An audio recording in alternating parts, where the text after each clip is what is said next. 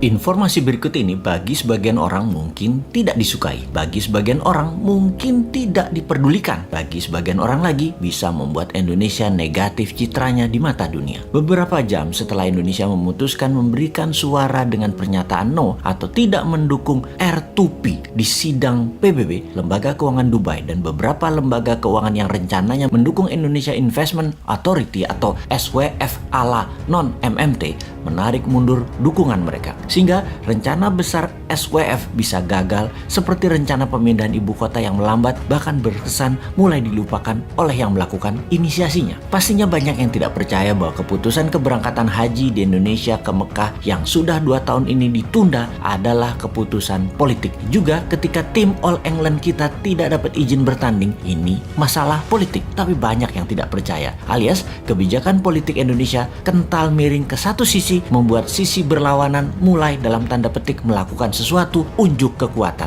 Akhirnya hanya Tiongkok yang BUMN-nya mau bekerja sama dengan BUMN Indonesia. Hanya vaksin Tiongkok yang besar jumlahnya yang mau disediakan untuk Indonesia. Adakah informasi sekilas ini ada benarnya atau praduga tak ada alasan seperti info yang disampaikan para buzzer bayaran ahli pecah belah bangsa ini? Apa itu R2P yang dijawab oleh Indonesia no dengan alasan yang mengada-ngada, lebih tepatnya maksa alias vote no-nya biar berkesan tidak membela kakak tertua Indonesia saat ini yang bernama Tiongkok. R2P adalah Resolusi Responsibility to Protect, yaitu Indonesia menolak untuk bertanggung jawab, melindungi, dan mencegah genosida, kejahatan perang, pembantaian etnis, dan kejahatan terhadap kemanusiaan. Kalau disederhanakan, Indonesia itu mendukung genocide, mendukung kejahatan perang, mendukung kejahatan etnis, dan mendukung kejahatan terhadap kemanusiaan. Namun, pinternya dibungkus dengan pernyataan resolusi itu salah prosedur, yang ketika ditanya prosedur mana atau apa prosedur yang benar versi pemerintah Indonesia nggak bisa jawab juga. Sudahlah, Anda pejabat itu membela kejahatan perang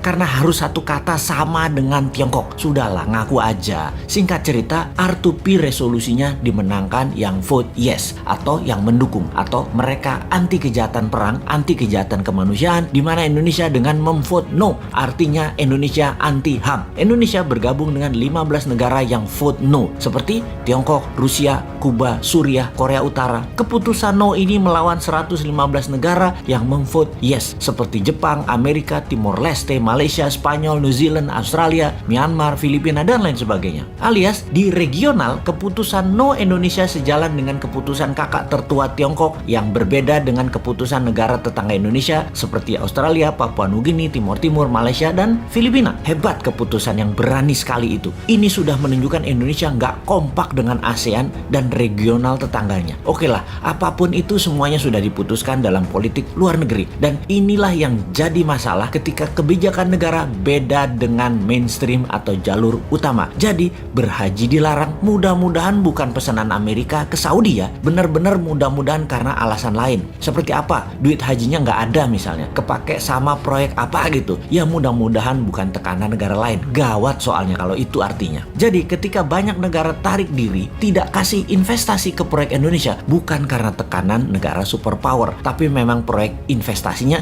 tidak menguntungkan, atau bunga pinjaman IMF yang rata-rata negara lain dapat 4%-an, Indonesia 2% lebih mahal, sekitar 6%-an, sehingga bunga pinjaman yang dibebankan ke APBN hampir senilai 290 triliun ini karena tingginya bunga pinjaman. Sekali lagi, bunga lebih tinggi bukan pesanan negara superpower, mudah-mudahan ya, karena Indonesia nggak menarik. Efek Indonesia menolak atau vote no Indonesia dalam UN Watch dimasukkan sebagai daftar negara memalukan atau list of shame country. Juga Amnesty International menyayangkan keputusan Indonesia ini, bahkan banyak yang menyarankan mending abstain sekalian ketimbang menolak no. Ya sudahlah, semoga semua selamat dan semoga tetap banyak yang tidak peduli dengan hal-hal seperti begini. Teruslah menjual diri untuk 2024 walau tanpa konsep bernegara. Silahkan membangun model populer dan terlihat suci. Toh rakyat sama seperti bosman ini, bodoh semua. Jadi wahai rakyat, tetaplah rebahan, tetaplah tidak peduli, tetaplah tidak bermanfaat, dan tetaplah menjadi beban APBN.